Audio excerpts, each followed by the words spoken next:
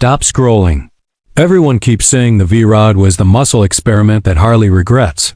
That narrative is lazy, recycled, and honestly disrespectful. The truth? The V-Rod wasn't a detour. It was a declaration. A bike built for riders who were tired of pretending chrome and nostalgia alone equal excitement. And now, in 2026, the legend everyone buried in the rumor archives is clawing its way back with more relevance, more attitude, and more rider hunger behind it than ever before. And before we go any further, there's a secret weapon on this 2026 refresh that nobody is talking about loudly enough. Something so un-Harley, so overdue, and so rider-driven that when it lands, the entire cruiser muscle conversation shifts. We'll crack that open later, but trust me, stick around. Because this isn't just a bike.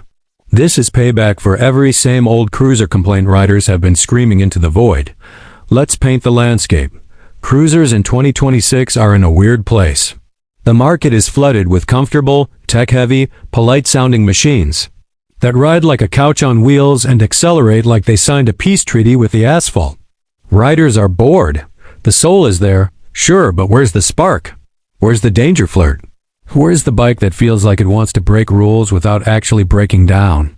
That gap is exactly where the 2026 Harley-Davidson V-Rod Reload is aiming dead center, middle finger raised, V-twin etiquette replaced by raw V-muscle energy. Design evolution? Let's talk aesthetics. The V-Rod always looked like a powerlifter wearing leather. Long, low, unapologetically thick in all the right places, and aerodynamic in a way most cruisers never even attempt. For 2026, the refresh is strongly expected to sharpen the edges without losing the identity. The rumor mill keeps pointing to refined LED lighting front and rear, sleeker intake covers, and a more aggressive headlamp signature, likely a thinner, meaner LED DRL bar that makes the bike look like it's permanently squinting at traffic, daring someone to pull up next to it. The tank silhouette? Still stretched, still muscular, but speculation suggests a more sculpted profile to help airflow and rider knee grip. The rear fender is expected to get a tighter chop, keeping that drag bike DNA alive. A new wheel design is heavily rumored blacked out. 5-spoke alloys or maybe turbine-inspired rims that spin like they're inhaling the road beneath them. Colorways floating around lean into rebellion, matte gunmetal, deep gloss black, industrial bronze, and a possible signature two-tone red-on-black variant for riders who like their presence loud and their finish sinister. Now, the heart, the engine. Developed with Porsche, liquid-cooled, high-revving, fuel-injected back when most Harleys were still air-cooled poetry recitals, the V-Rod was a science project that accidentally became a street brawler. The 2026 update is strongly expected to carry the Revolution Max lineage or a tuned derivative. Nothing confirmed, but the whispers are consistent. Slightly higher horsepower, smoother torque curve, improved cooling channels, and a recalibrated exhaust note, deeper, tighter, chest thumping without being obnoxiously inefficient. Expectation? Around 125 to 130 horsepower. Torque that hits early and drags you forward like a freight train with personal beef against your spine. Liquid cooling improvements are rumored to reduce heat soak during city crawls, so your thighs stop getting slow roasted in summer traffic. The bike is expected to rev cleaner, pull harder in the mid-range, and launch with that same intoxicating urgency that made the original V-Rod feel like a runway sprint instead of a boulevard cruise. Handling and ergonomics. The old V-Rod rode like a guided missile with gym membership. Long wheelbase, low center of gravity, stupid speed stability.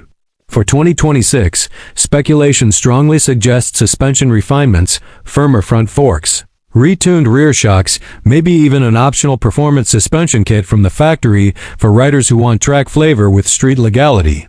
Handling is expected to feel telepathic, less correction, more instinct.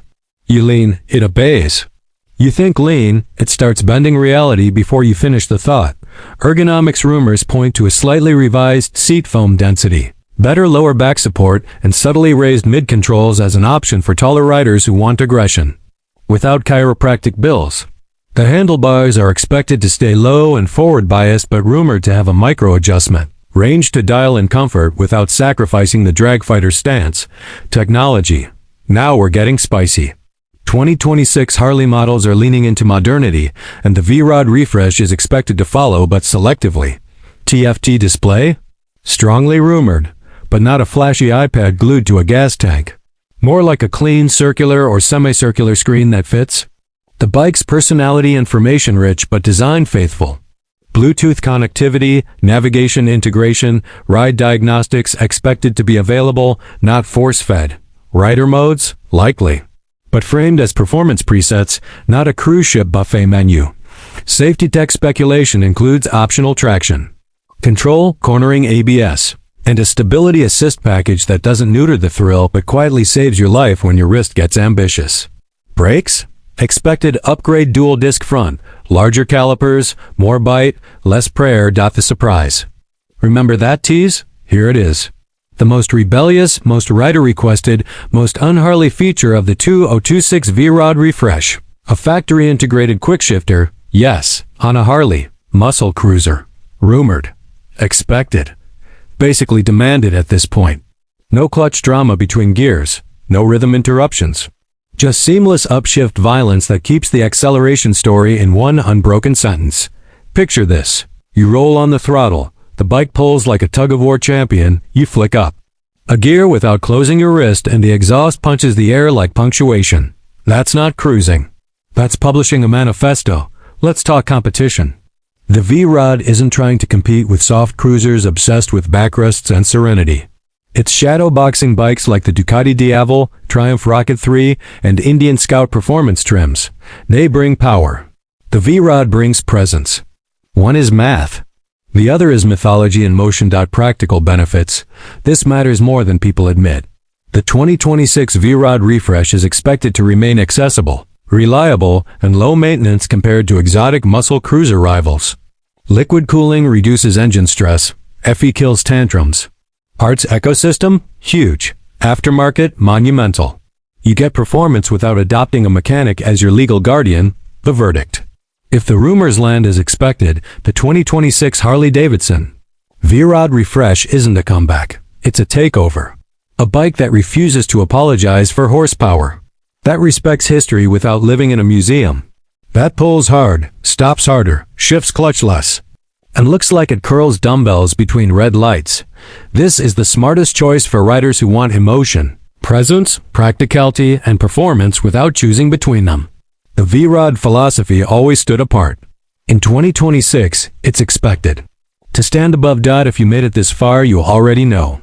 This bike isn't for everyone. It's for the restless, the bored, the riders who want their cruiser to punch like a superbike, but love like a long-term partner. Drop a comment. Do you think the 2026 V-Rod's rumored Quickshifter is the feature that finally flips the muscle cruiser hierarchy? Like the video if you want this beast back on the streets. Subscribe to BikeBlasters to stay ahead of every rumor and every launch. Ride safe, keep the rubber side up, keep the shiny side up.